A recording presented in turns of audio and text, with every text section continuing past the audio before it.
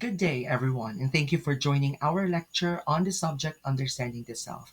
Today, we will be talking about one of the important lessons of the subject, which is the sexual self. Now, talking about sex should not be considered as a taboo, but instead be deemed normal, for there is a need for people to learn more about their sexuality. Now, too many people, especially the young ones, receive confusing and conflicting information about relationships and sex as they make the transition from childhood to adulthood. And because here in the Philippines, this is a topic that is not openly discussed, this actually causes a lot of problems, particularly to the growing young adults. Now, this has led to an increasing demand from young people for reliable information, which prepares them for a safe, productive, and fulfilling life. And this is the reason why part of understanding the self is understanding our sexual self. Now, let's begin our discussion by understanding what sexuality is. Now, sexuality is an essential component of healthy development for young people. U.S. Surgeon General David Satcher echoed these sentiments, stating that sexuality is an integral part of human life, and sexual health is inextricably bound to both physical and mental health.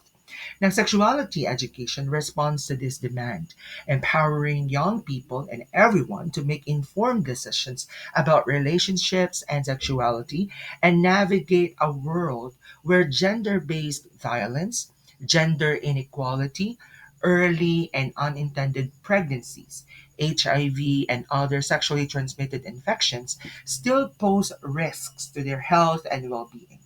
Now, equally, a lack of high quality, age, and developmentally appropriate sexuality and relationship education may leave many, especially the youth and children, vulnerable to harmful sexual behaviors and sexual exploitation.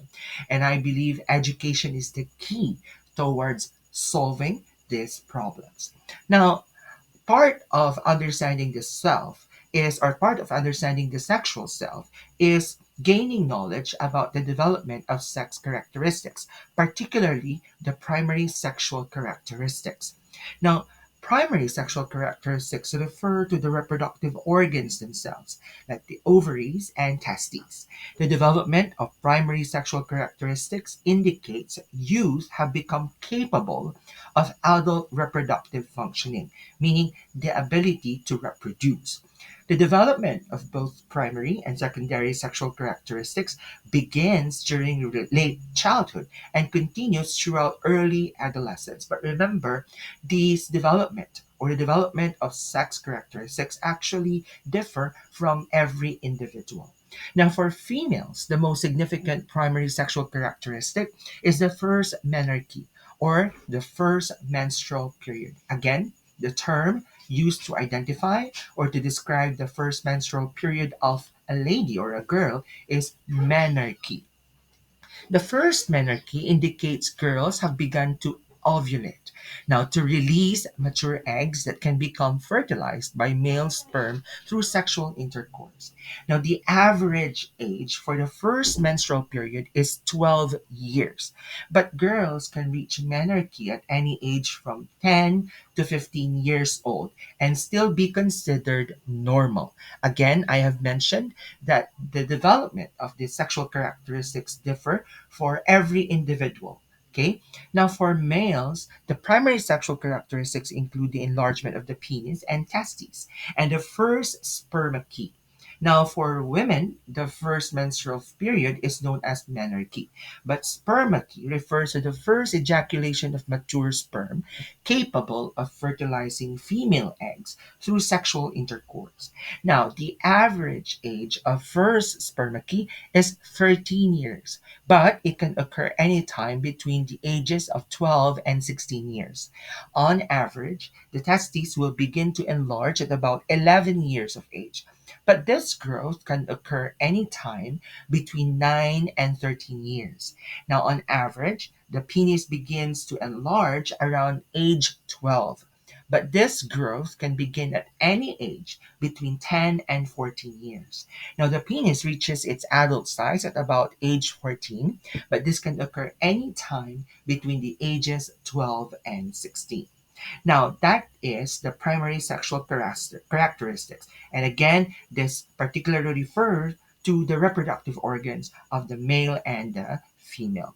Now, let's proceed with the secondary sexual characteristics. There are actually a lot of secondary sexual characteristics, but I have here three common secondary sexual characteristics, okay, that's occurring to both boys and girls. Okay, let's start with the change in height. Now, the most important or the most prominent change that occurs in adolescence is the change in their height, which actually is very evident. We can see it or we can see this change from our naked eyes. Now, growth hormone secretion and bone growth are much higher during this time. Okay, next is sweat and sebaceous gland. No wonder many young people, many adolescents are starting to experience pimples or acne because of the overly active sweat and sebaceous glands. Now, the pimples and acne in adolescents are mostly due to the increased activities of these glands. Another one is hair growth. Now, another observable change, which is rapid hair growth under the armpit and, of course, in the pubic area. Okay.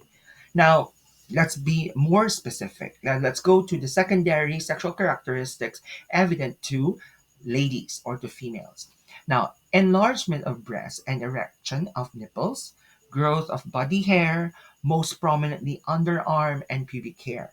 We also have, or we can also see the widening of their hips, lower waist to hip ratio than adult males. We also have elbows that hyperextend from 5 to 8 degrees more than male adults. The upper arms approximately 2 centimeter longer on average for a given height. And of course, the labia minora, which is actually a part of their vagina, the inner lips of the vulva, may grow more prominent and undergo changes in color with the increased stimulation related to higher estrogen levels. Now, in females, breasts are a manifestation of higher levels of estrogen. That's why we can see a prominent enlargement of their breasts. Now, the production of estrogen also widens the pelvis and increases the amount of body fat in hips, thighs, buttocks, and breasts. Now, estrogen also includes growth of the uterus, proliferation of the endometrium, and menstruation. That's why the hormone estrogen is very important as adolescents continue to grow and develop. Now, let's proceed to the evident secondary sexual characteristics of males or boys. Of course, we can also see growth of body hair, including underarm, abdominal, chest hair, and of course, a pubic hair. Now, there's of course growth of facial hair, their beard and mustache. We also have the enlargement of the larynx. That's why their voices become deeper because of the growth of the Adam's apple and the deepening of their voice. Okay, increases stature. Okay, an average adult, of course, on average, adult males are taller than adult females. Okay, we can also see the heavier skull and bone structure. They also have this increasing muscle mass. Okay, increased muscle mass and strength, broadening of shoulders and chest, shoulders wider than hips, and of course increased secretions of oil and sweat glands. Now, the increased secretion for female, it's estrogen, which actually contributes to the development of the secondary sexual characteristics. The hormone responsible for the secondary sexual characteristics for boys is actually the testosterone. Now, the increased secretion of testosterone from the testes during puberty causes male secondary sexual characteristics to be manifested. Now, in males, testosterone directly increases the size and mass of muscles. That's why, for those who um, are aiming to, build stronger muscles and to have bigger muscles, you should always monitor the level of your testosterone. Another contribution of the testosterone is the, of course, development of the Adam's apple or the vocal cords and bones, okay, deepening the voice and changing the shape of the face and skeleton. Now, converted into dihydrotestosterone. Okay, that's a little bit maybe a little bit scientific or very technical for you guys, but just listen. When the testosterone is converted into dihydrotestosterone in the skin, it accelerates the growth of androgen responsive facial and body hair, but may slow and eventually stop the growth of head hair. Now, taller stature is largely a result of later puberty. Okay, so those are the secondary sexual characteristics. Now, this time, let's move on to the role of our reproductive organs. Let's start with the role of the male reproductive system. Now, the purpose of the male reproductive system is to perform the following functions. One is to produce, maintain, and transport sperm, the male reproductive cells, and protective fluid, which is the semen.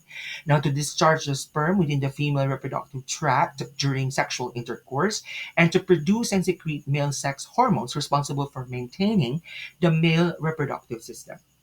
Now, the key role of the male reproductive system is to produce sperm cells in the testes and release them inside a female. Remember, I mentioned earlier that part or the main function of the sexual self is to develop the sexual organ, sexual attributes that would contribute to producing offsprings. Now, if a sperm cell successfully reaches an egg cell and fertilization occurs, an embryo will be formed. Okay, that's the initial phase or the initial stage of the baby. The embryo will develop into a baby over the course of pregnancy. Now, the male reproductive system is, of course, controlled by several hormones, not just the testosterone.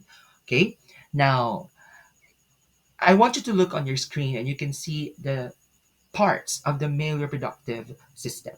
Now, we have different organs responsible for different functions. Now, let's start with the prostate. The prostate produces a fluid that mixes with the sperm to form semen, nourishing and protecting the sperm. Now, remember, once the sperm is ejaculated in the vagina, okay, the pathway going to the egg cell is actually filled with, let's say, it has a lot of roadblocks and a lot of challenges. Along the way, some of these sperms might die because of the acidic environment of the pathways going to the egg cell. Now, the prostate produces this fluid that envelopes or that coats the sperm cell, and this protects them from dying. Okay, from the billions of sperm cell, only one will reach the first one who will reach the egg cell will eventually fertilize the egg, and the rest of the sperm will die. So to all of you who are with us right now, you are the winner of that race. You are the chosen among the billions of sperm cells, and you are destined, no, to be here with us right now. And with that destiny comes a great future. And you were chosen, of course, by God to be here with us right now, right? So from there, imagine I told you that the sperm after ejaculation will face a lot of challenges, the toxic or the acidic environment of the pathways going to the egg cell, and of course with many competitions. Okay, you are the emerging winner, so never call yourself a loser. You are a champion the moment you were born here in this world. Okay, another part of the male reproductive system is the urethra. The urethra is a passageway for both the urine and the semen when exiting the body. Of course, we have the vas deferens, which carries the sperm from the testes to the urethra during ejaculation. And again, here's the testicles or the testes, which produces the sperm and the hormone testosterone, the male sex hormones that affect the way the male bodies develop. And of course, we have the penis, which is used both for the elimination of urine or urination from the body and the deliver of sperm for sexual reproduction. So I will not complicate this since this is not a science class. I have just included or mentioned some of the general or the important organs of the male reproductive system. Now, let's now go to the role of the female reproductive system. Now, the female reproductive organs are located near the lateral walls of the pelvic cavity. It is designed to carry out several functions. One, it produces the female egg cells necessary for reproduction.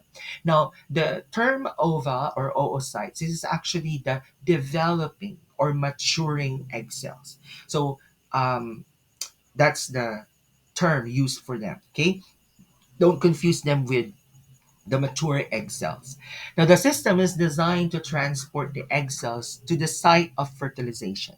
We also have conception, okay, menstruation, and for production of female hormones.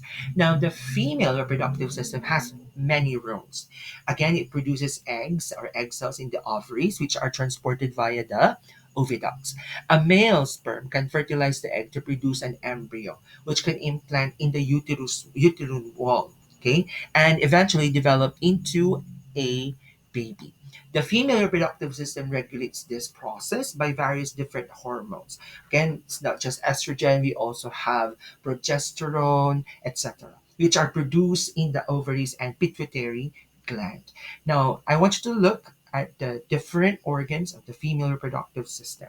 Again, I've not included all of them. I just mentioned those important things that you should remember. Okay, now let's start with the ovaries. The ovaries produce eggs or ova, the maturing eggs, and female sex hormones like estrogen and progesterone. Again, the counterpart of the ovary for the males is actually the testicles, okay, or the testes. Then we also have the oviduct. The oviduct is also known as the fallopian tube. This is the passageway for eggs from the ovaries to the uterus and provides the site for fertilization by the sperm. So they just stay at the fallopian tube waiting for the lucky, the champion sperm to fertilize that egg.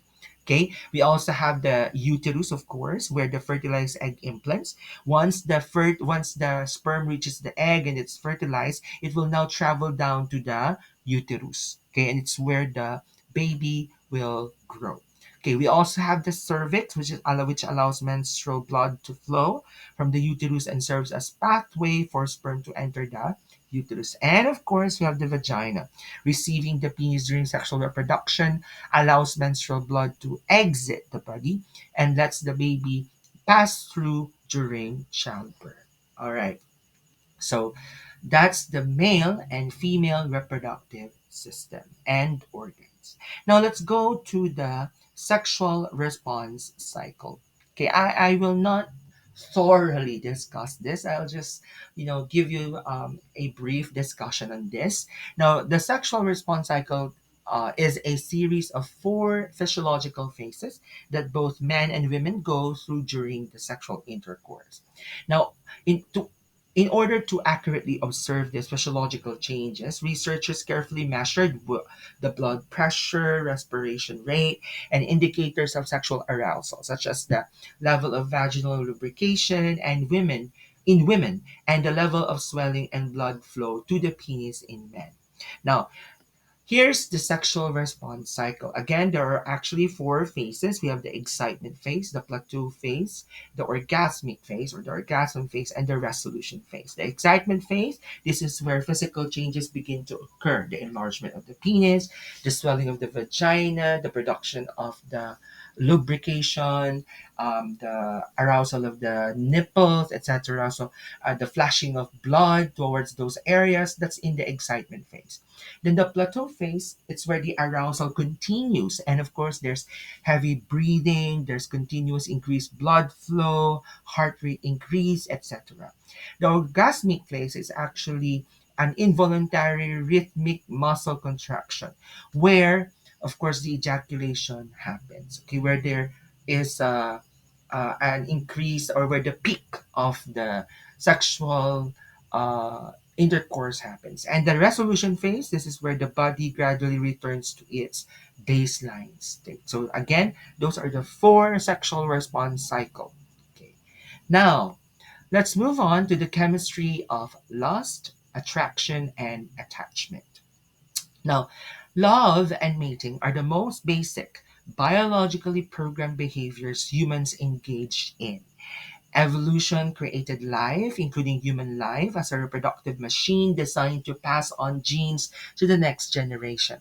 Now, think of the last time you ran into someone and you find them attractive.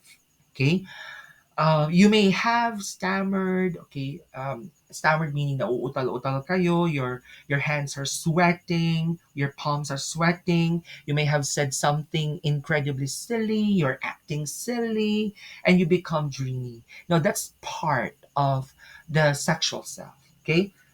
Because, of course, how can you eventually produce an offspring if you cannot find a partner? And so we begin with the chemistry of loss, attraction, and attachment. Now, chances are your heart was throbbing. Of course, we often say this that you feel that you're in love, your heartbeat is racing, and that you often associate this loss, this love, this attraction and attachment with your heart. But, you know, to be in the scientific language, it's no surprise that for centuries, people thought love and most other emotions for that matter arose from the heart. But as it turns out scientifically, love is all about the brain. Okay, uh, I'll just inject it here. This is the reason why, you know, when you fall in love, you don't use your heart, you use your brain. And there's saying na kaya nga mas mataas ang utak kaysa sa puso, because still the feeling of love is still associated with your brain. As it turns out, again, let me go back to that. As it turns out, love is all about the brain, which in turn makes the rest of your body go haywire. Ibig sabihin, you know, when we fall in love, there's this saying, nahahamakin ng lahat, masunod ka lamang. Okay? And we do silly things. We make hasty decisions that oftentimes we regret in the end. But you know, that's how our system works. Okay. Now, according to a team of scientists led by Dr. Helen Fisher at Rogers, okay, romantic love can be broken down into three categories. Okay, this is the scientific discussion or the scientific explanation of love, according to Dr. Helen Fisher. Okay, and it's divided into three categories. We have, of course, lust, attraction, and attachment. Okay, let's begin with lust.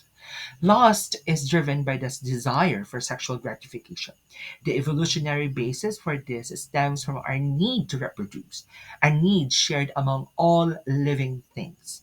Through reproduction, organisms pass on their genes, thus contributing to their species perpetuation.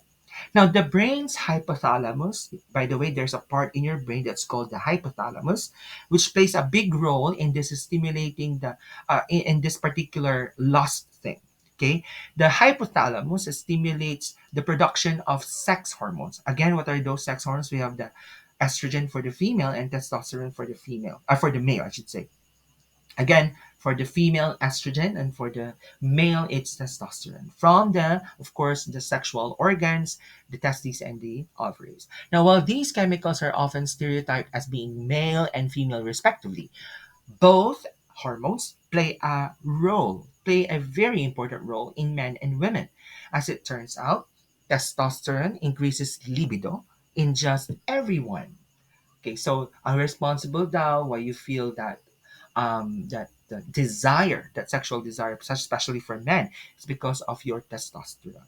Now, the effects are less pronounced with estrogen, but some women report being more sexually motivated around the time they ovulate and when estrogen levels are highest. So, definitely, when these hormones are at its peak, the more that you feel a sexual urge. Okay, and okay, it's also very much triggered by various factors or stimulating factors. So of course, when you have a crush on someone, when you see someone attractive, when you see someone that you admire, you see someone that you want to be with, okay, all of those are factors that triggers the release of these hormones. Okay, now let's go to attraction. Attraction seems to be a distinct, though closely related phenomenon. While we can certainly lust for someone we are attracted to, and vice versa, one can happen without the other. So you can specifically lust over anybody.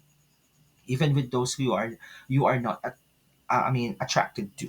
Okay, attraction involves the brain pathways that control reward behavior, which partly explains why our relationships first few weeks or months can be so exhilarating and even all consuming. Remember kapag during your first weeks of being in love, or when you're the first week of being in a relationship, talagang you're at your peak, talagang sobrang inlababo ka, sabi nga nila, di ba? Na wala kang ibang maisip, wala kang ibang gawin, wala kang ibang gustong gawin kundi makasama siya, ma-text siya. Um, basta, that's the time, no? That's the silliest, craziest weeks, because that's you're at the height of that particular stage. Okay, increased. Now there are several hormones associated with this. There are actually three important hormones that I would like to mention here. First is dopamine. Okay, increased dopamine is associated with motivation, reward, and goal-directed behavior. Hence, the drive to pursue your loved one or create them in fantasy if you can't be with them is caused by dopamine. Now, dopamine also creates a sense of novelty, meaning your loved one seems exciting, special, and unique to you. You want to tell the world about his special qualities. Again, ito yung mga panahong sira ulo ka. Okay, because you're at the first weeks of this particular peak production of dopamine.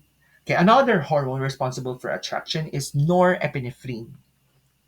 Now, the norepinephrine is responsible for the extra surge of energy and racing heart that you feel. Kaya tumitibok ng gusto ang puso mo, kaya bumibilis ang pagtibok ng puso mo. It's because of the release of norepinephrine, which is triggered by the time you think of your crush, that you think of your boyfriend or your girlfriend. So, this actually releases, okay, this actually excites you more, okay, that norepinephrine. In some cases, both, okay, uh, your appetite and your desire for sleep is also affected. Now, it puts your body into a more alert state in which you are ready for action. Often than not, you can, kapag nasa, especially yun sa mga time na nagkakasuyuan kayo at nagkakamabutihan kayo, you can go all the way until to 3 a.m. Okay? Without even feeling sleepy or without even getting tired. That's because of norepinephrine.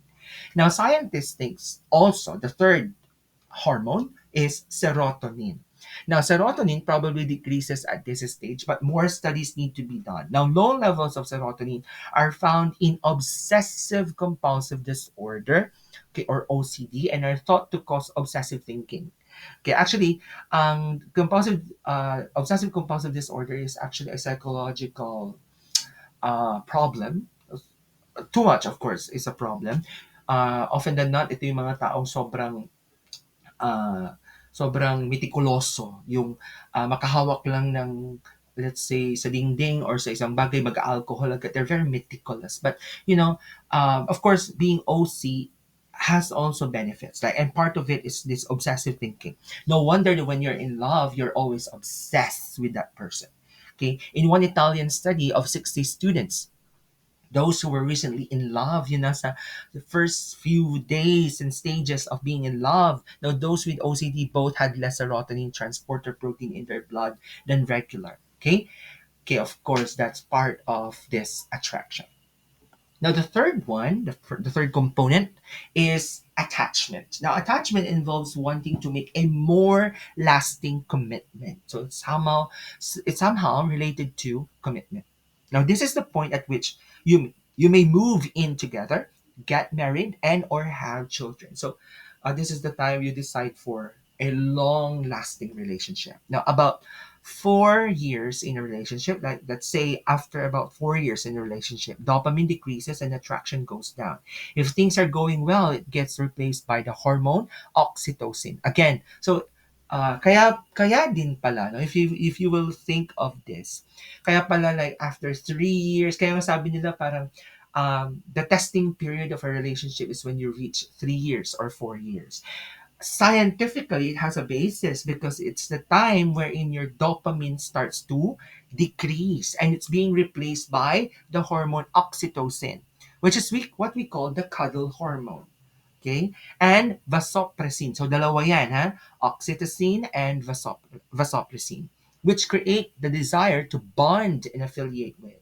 So imagine, this is actually caused by our brain. And the brain triggers these hormones to be released in our body. And these hormones eventually causes these emotions and these actions.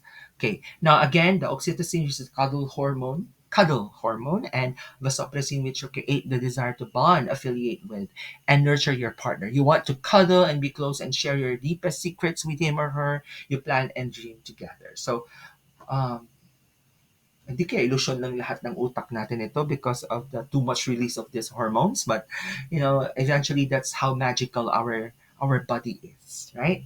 So, again, that's the chemistry of lust, of attraction, and attachment. Okay, and better understand our and hope these things would help you better understand yourself. All right. Now let's go to the diversity of human sexuality. Okay, aside from the different race, the different ethnicity, the different belief, different background, different culture that we have, human sexuality is very diverse. Okay? Very diverse. Diversity is all the ways we're different from each other. It includes things like race, religion, culture, physical ability, mental ability, family, society, makeup, socioeconomic status, sexuality, gender. Diversity, as I've mentioned, okay, causes this sexuality diversity. Now, before we go to that, I'll define first what sexuality is. Sexuality refers to the sexual feelings and attractions we have towards other people. Now, there are many different types of sexuality, and it can take a while for people to figure out what is right for them. Now, all are perfectly normal and part of the broad range of human relationships and experiences. Now, remember this, a person's sexuality is a central part of who they are. Okay? That's yours. That's you. And it can influence your thoughts, your feelings, and of course, your actions. Now, the rigid beliefs on sex and gender put people in boxes. Okay, there are still a lot of people who are very traditional and who are not very much open to the new sexualities. But these beliefs do not reflect realities on human sexuality, especially how gender roles and expressions, sexual attraction, and sexual behavior influence how a person views or lives his or her own sexuality. Now, these notions favor male female distinctions and are biased against those who do not fit existing stereotypes on sex and gender. Okay, the bottom line here is that now we have more sexualities. Okay, of course there are only two sex. We have the male and the female, but in terms of gender, we now have the LGBTQ plus. Okay, there are so many things. Okay, there are so many genders right now. But before we go to that, I would like you to look at here that when we talk about sexual and gender diversity, it's important to understand these terms. We have sex, sexual orientation, gender or gender identity, and gender expression. Now, let's talk about sex. Earlier, I've mentioned that there are only two sex. We have the male and the female, to which people are typically assigned at birth. Okay, based on, of course, your physical characteristics. Let's say your genitals. Okay, your sexual organs. Now, some people may be assigned intersex, whether their reproductive, sexual, or genetic biology doesn't fit the traditional definitions of male or female. So that's the third, okay, the intersex, but actually that's not commonly accepted by many. Okay, now let's proceed to sexual orientation. A person's emotional and sexual attraction to others, that's sexual orientation. I repeat, this is your emotional and sexual attraction to others. That's your sexual orientation. It can change and may or may not be the same as a person's sexual behavior. Okay. Now, third is gender. Gender or gender identity is a person's internal sense of identity as male or female, both or neither, regardless of their sex. So that's where the LGBTQ plus will enter.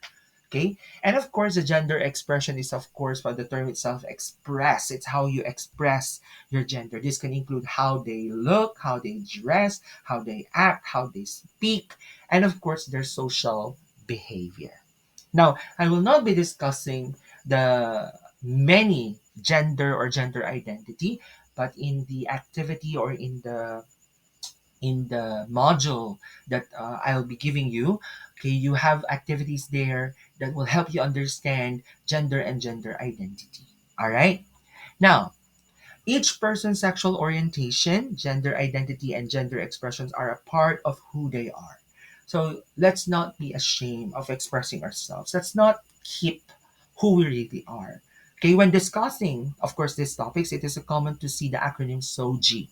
What is the meaning of SOGI? Sexual orientation, gender identity, and gender expression.